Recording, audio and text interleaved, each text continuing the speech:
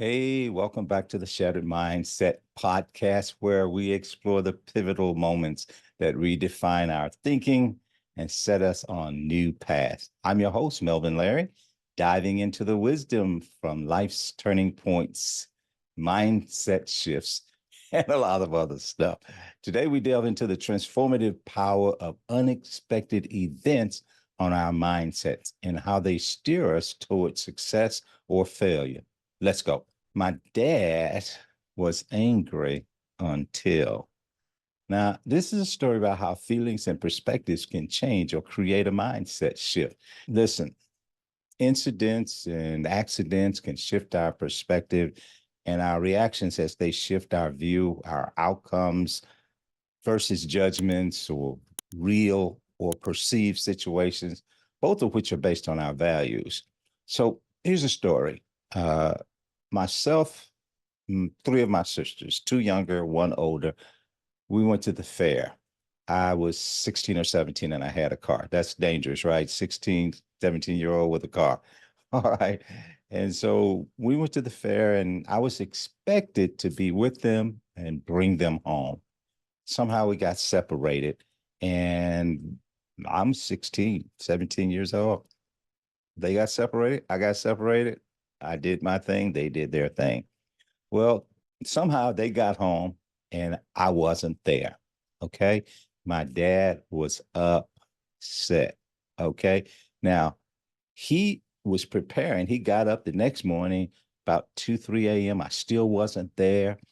He was upset because I didn't bring my sisters back. Now he's upset because I'm still not home. Well, he goes on his fishing trip and decides, okay, well, I'll take care of this when I get back. We didn't have cell phones back then. And he was just upset, just really, really upset. Came back home. He was upset, everything. He had his mind made up. So picture this, my dad, all fired up because he thinks his son stepped out of line. I was that son, the source of his disappointment and anger. So when he gets home, gassing up his vehicle and everything, he sees a couple of guys from the neighborhood who say, "How's Melvin?" He's like, "How's Melvin? What do you mean, how's Melvin?" Well, they said Melvin was involved in a bad accident. Boom.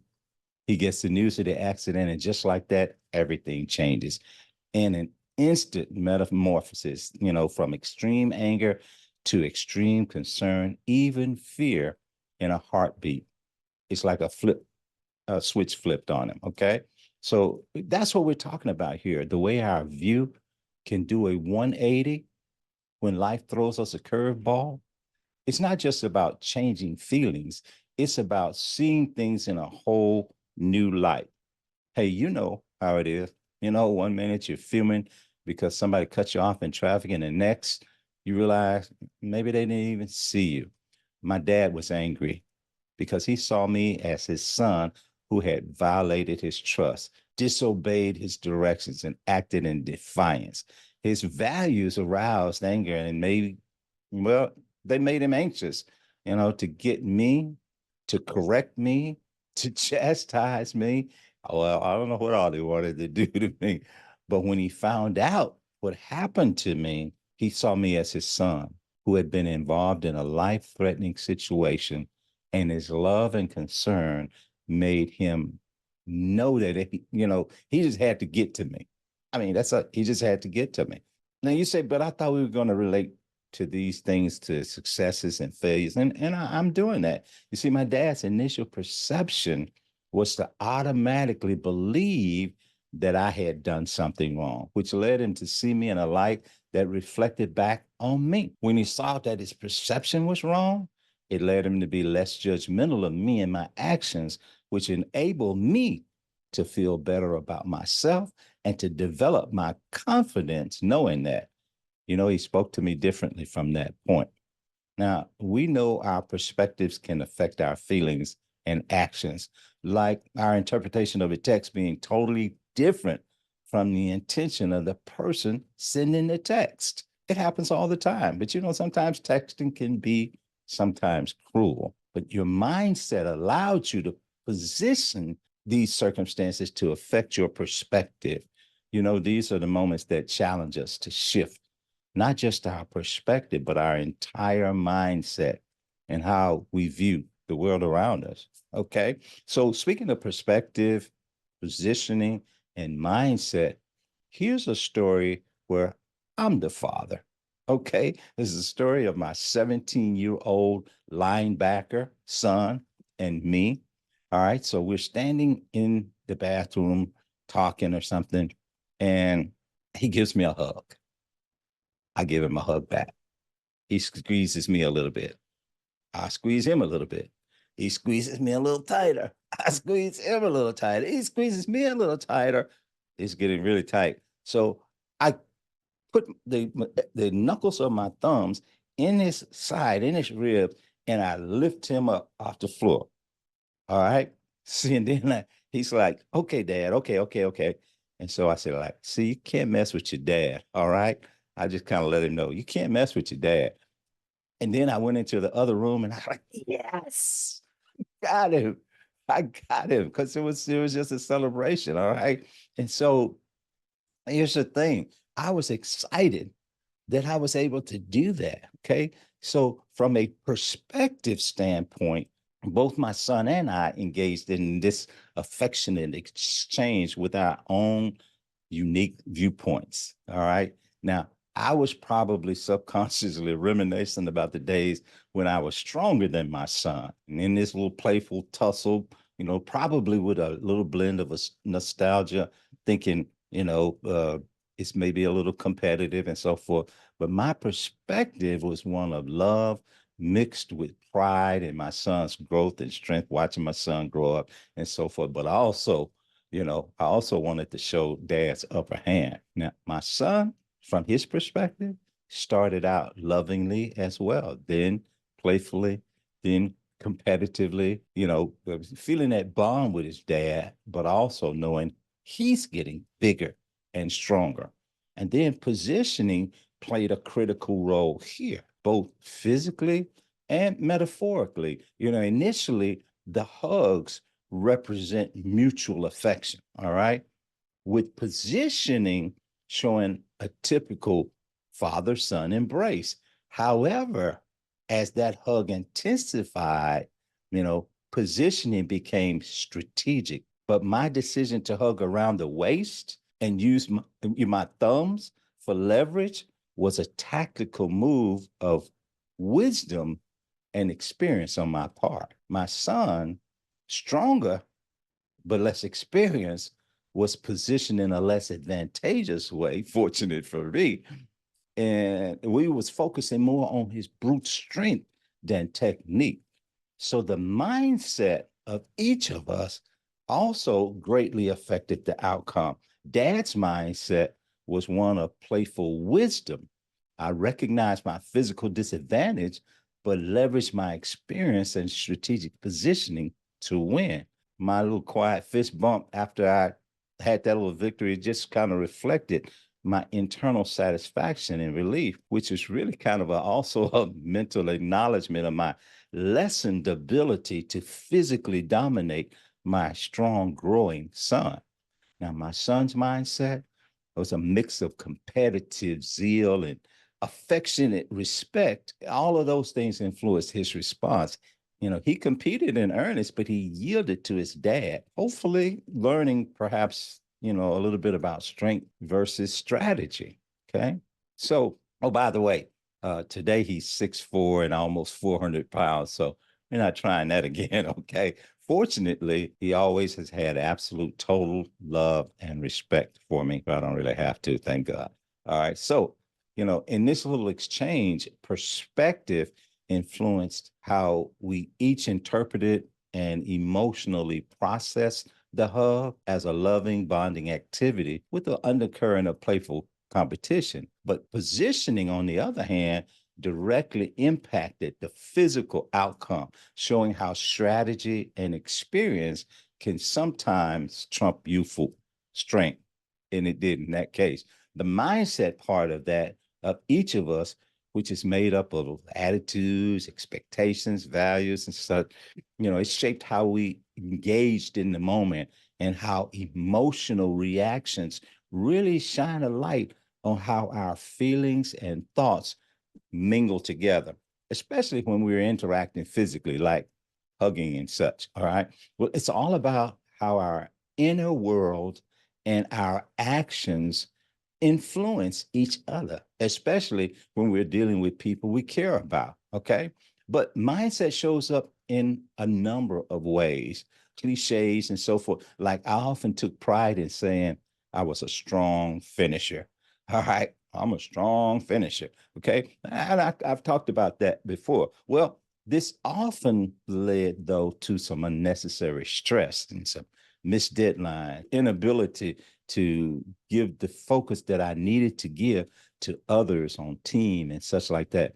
But John C. Maxwell says that our attitude is often the only difference between success and failure. And so sometimes having that I'm a strong finisher mindset was probably the wrong attitude and mindset. Another cliche that we hear is people will say, I don't care what people think. They say it all the time. Now it's a popular saying when we feel like we've gotten to a place of independence and we're saying, well, I'm not using that as an excuse for fear because I'm afraid to do this. I'm afraid to make calls. I'm afraid to talk to people. I'm afraid to move into this circle of my business and so forth. So I just stopped caring what people thought. And when we are in that frame of mind, we don't care what people think, then okay, maybe there's a place for that. But in truth, we should always care what people think and say. We just shouldn't allow what others think to control our judgment of ourselves. Okay. But what others think is essential to our ability to provide services. It's essential to helping us course correct. That's why we take surveys and polls and reviews and such. If a business doesn't care what people think or say, they'll soon be out of business. So, take for instance a guy who did some work on my car. Now, he opened up a repair shop on a really busy street, an ideal street, a lot of traffic on that street. He had great visibility, great curb appeal. He was in the right spot, just the right spot. Other businesses around him, fast food stuff, a lot of stuff around him. Okay. The problem was he didn't care about his appearance or his customers. He wore the same dirty mechanic shirt all the time. I'm like, does this guy ever wash this shirt? All right. His front counter person was just a careless person.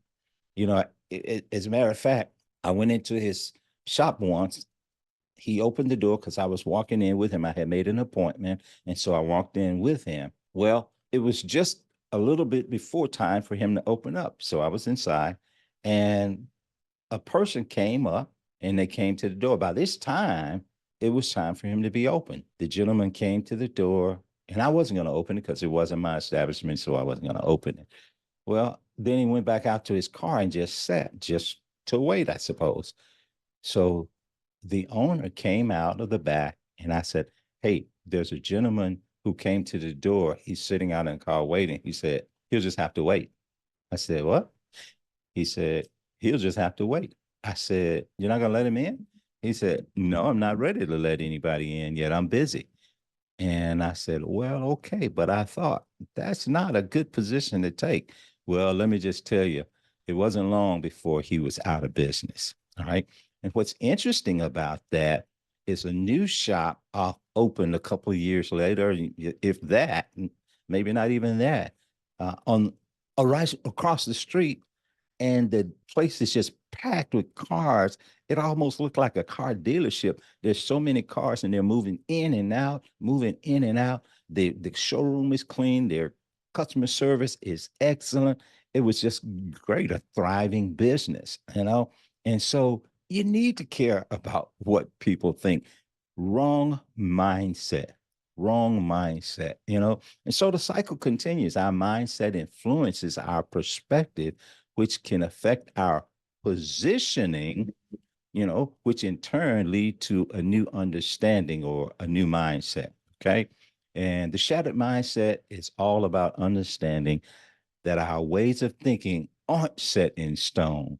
They change and grow as we live and learn, especially when we really think about our experiences and act with purpose.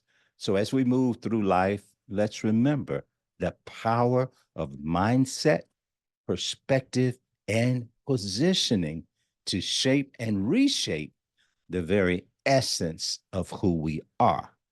Listen, remember, incidents, accidents, and such can trigger mindset shifts, affecting our journeys towards success or failure. Think of it like being in a game where how you think influences how you move. And then your moves change how you think for the next round. It's kind of like chess, huh? Right? Now, it's this kind of awesome back and forth that keeps us growing. So when you're out there dealing with life's ups and downs, remember it's about your mindset, your viewpoint, and where you position yourself in any scenario. It's all about staying open to change and learning from everything that comes our way, about taking our experiences to change, grow, and get better in this game called life. So here's the shattered mindsets and to the exciting journey of making up your mind to embrace change. Until next time, keep adapting, keep evolving, and keep reaching for those new horizons. And remember, the situations we go through are the means for getting to the destinations we seek and beyond. Take care, take charge, and God bless.